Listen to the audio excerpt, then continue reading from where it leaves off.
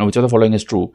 Maximum number of biosphere reserves in India is in Madhya Pradesh. Okay, so that is actually true. We are asking biosphere reserves, okay, not tiger reserves or not national parks and wildlife sanctuary. Biosphere reserves only in India we have around 18, out of which I think 11 are recognized by UNESCO. So that we are talking about. In that, maximum is there. Okay, we have Panna, this Panchmari and Achanakmar Amarkantak. Okay, and this is actually shared also. It is not Madhya Pradesh alone.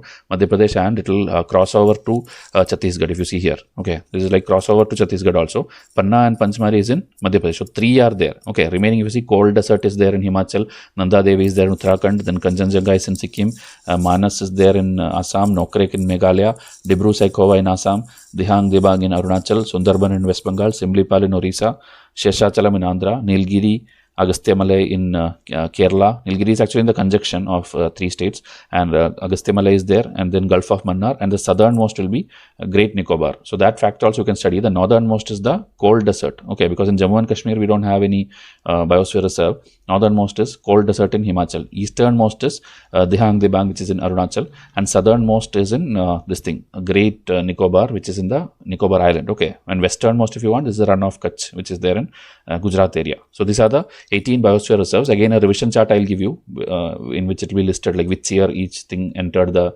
UNESCO list. Okay.